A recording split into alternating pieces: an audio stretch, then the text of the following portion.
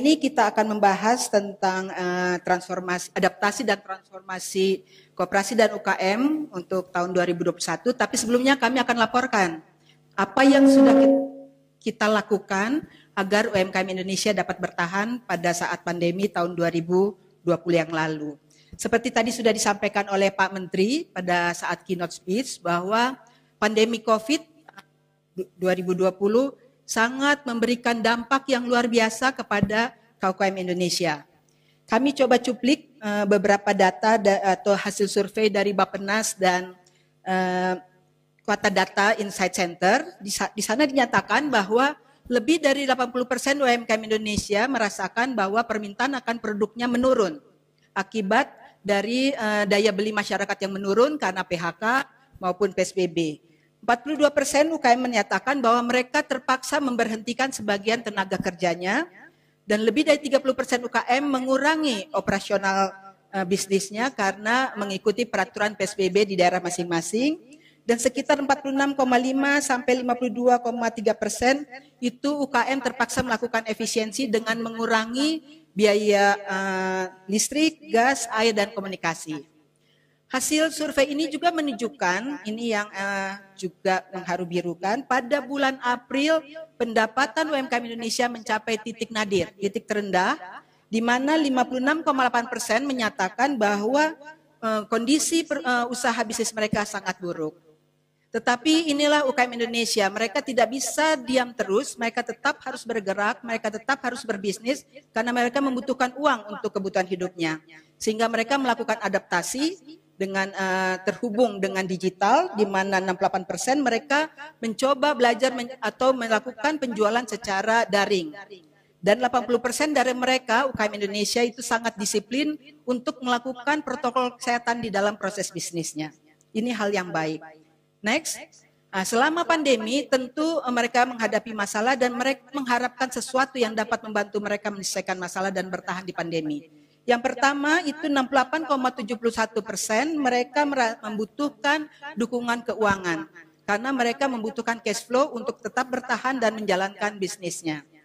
48,56% mereka membutuhkan pendampingan dan konsultasi bisnis karena mereka membutuhkan dukungan untuk membuat strategi-strategi menghadapi pandemi ini. Dan 31,05% itu mereka tetap membutuhkan alat produksi karena pada saat awal pandemi mereka umumnya menjual sebagian alat produksinya untuk mendapatkan dana segar atau cash flow. Nah, di dalam proses pemulihannya, saat pemulihan, ternyata mereka tetap membutuhkan dukungan keuangan sebesar 59,53% untuk mengantisipasi peningkatan permintaan konsumen. Dan juga mereka tetap membutuhkan pendampingan dan konsultasi bisnis agar mereka mampu beradaptasi dengan perubahan perilaku konsumen, di mana konsumen semakin menuntut produk-produk yang aman, sehat, bersih, dan mengikuti protokol kesehatan. Dan yang menarik, saat pemulihan, UMKM itu sangat membutuhkan kemudahan perizinan dan regulasi bisnis.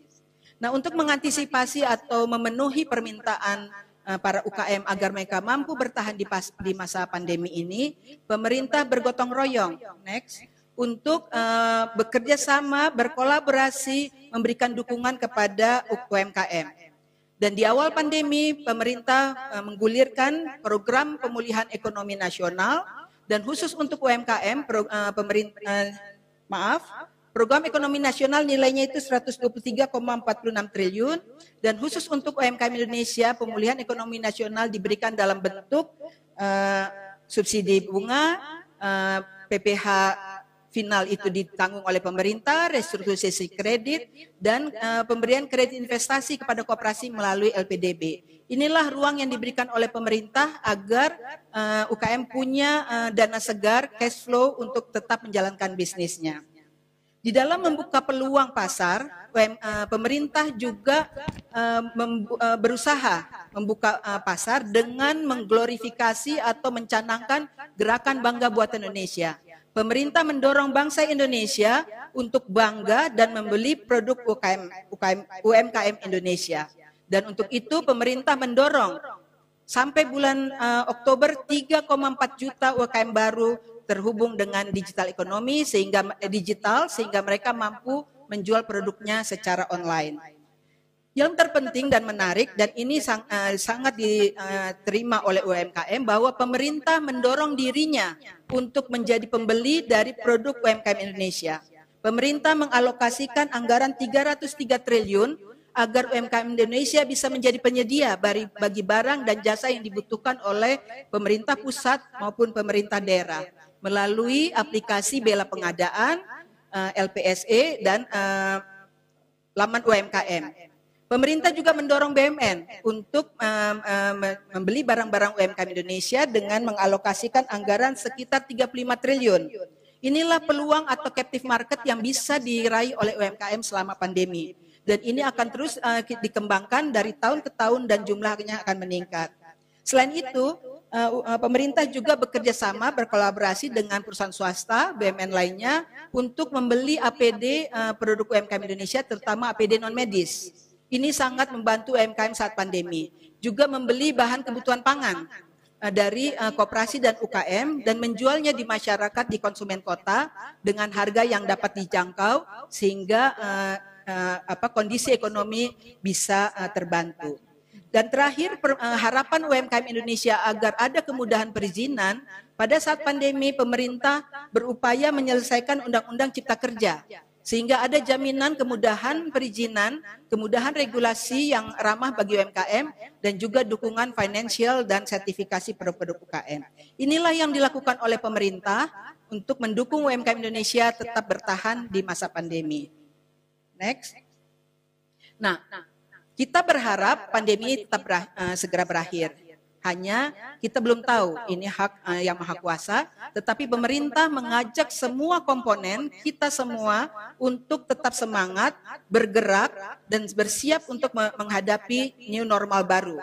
UMKM Indonesia siap memasuki bisnis pada situasi normal. Untuk itu pemerintah mencoba mengkonsolidasi semua usaha-usaha mikro untuk mencapai skala ekonomi dan juga mendorong mereka untuk masuk atau terhubung dengan ekosistem digital.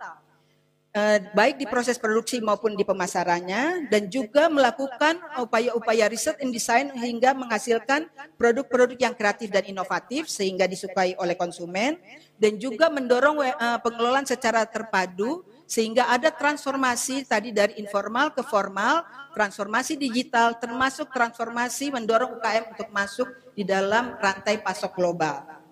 Dan juga pemerintah akan memastikan bahwa 40% belanja pemerintah itu untuk membeli produk UMKM Indonesia. Dan terakhir, pemerintah akan menyiapkan data tunggal sehingga semua pihak yang memang membutuhkan untuk pengembangan UKM, memberdayakan UKM akan memakai data yang sama dengan tujuan yang sama sehingga target dan sasaran bisa tercapai secara optimal. Inilah langkah-langkah dan upaya yang harus dilakukan, yang kami lakukan dalam rangka mentransformasi koperasi dan UKM Indonesia menuju koperasi modern, UMKM naik kelas, dan wirausaha produktif. Demikian, terima kasih. Wassalamualaikum warahmatullahi wabarakatuh. Om Santi Santi Santi Om.